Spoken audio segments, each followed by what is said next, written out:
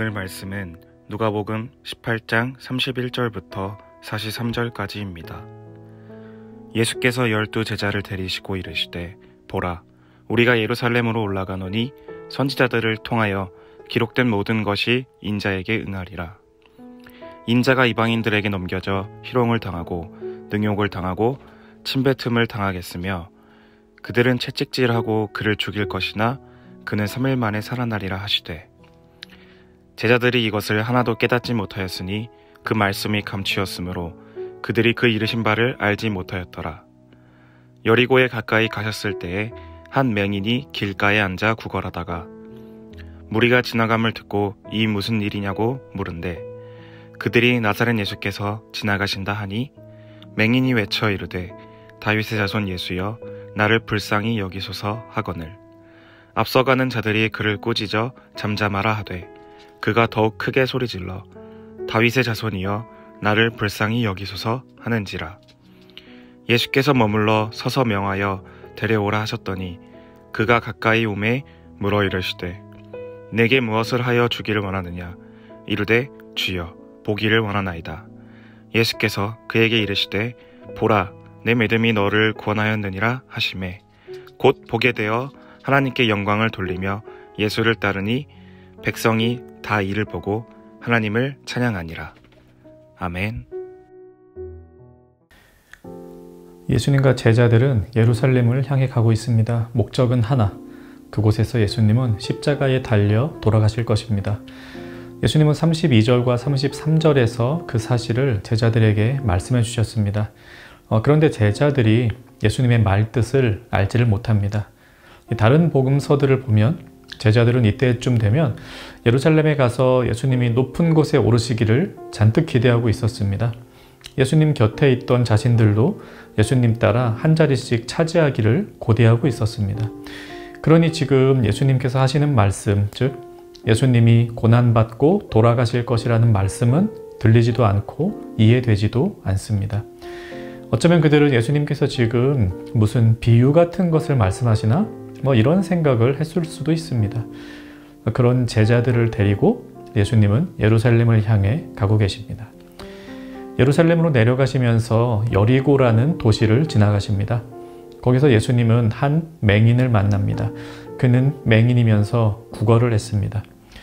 지금도 장애인에 대한 처우가 좋지 않고 그들을 향한 복지도 미미한 수준입니다. 시선과 인식도 그리 좋지는 않죠. 당시에는 훨씬 더했습니다. 유대인들은 장애를 가지고 태어난다는 것은 자신 혹은 부모의 죄 때문이라고 생각했습니다. 그러니 장애인들은 사회에서 고립되고 외면되기 일쑤였습니다. 이 맹인은 구걸을 하고 있습니다. 그는 정말 아무것도 없는 자였습니다. 그래서 하루하루 구걸을 해서 삶을 연명하고 있었습니다. 하지만 그가 알고 있는 것이 있었습니다. 예수님께서 다윗의 자손이라는 사실입니다.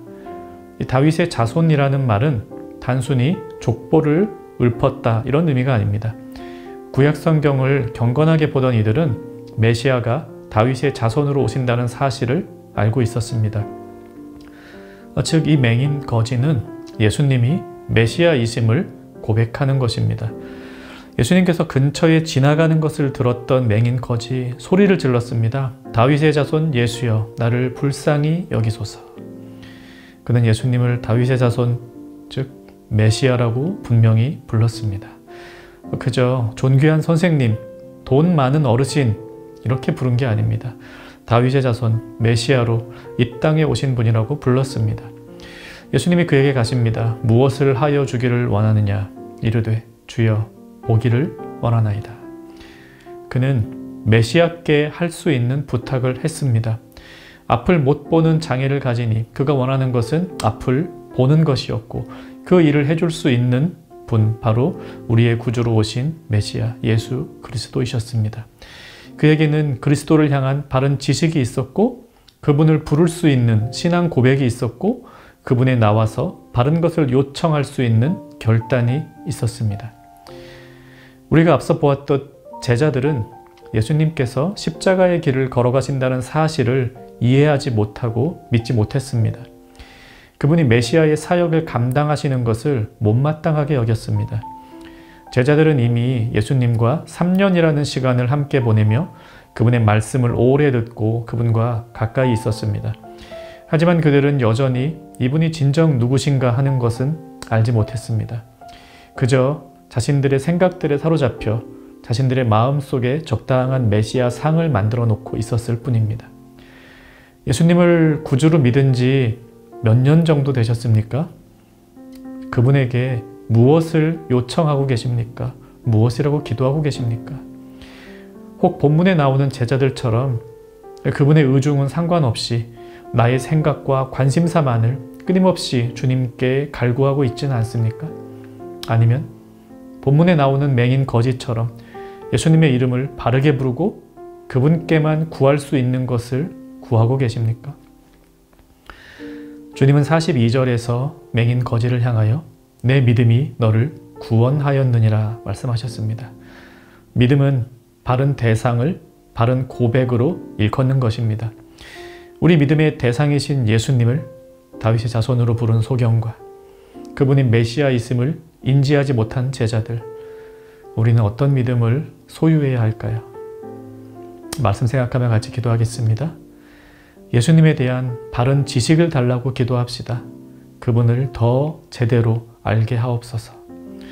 또 예수님께 바른 요청을 하는 그런 믿음을 달라고 기도합시다. 주님의 이름으로 더 바른 기도를 하게 하옵소서. 오늘 하루도 주님을 더 알아가는 정형가족 되시기를 바랍니다.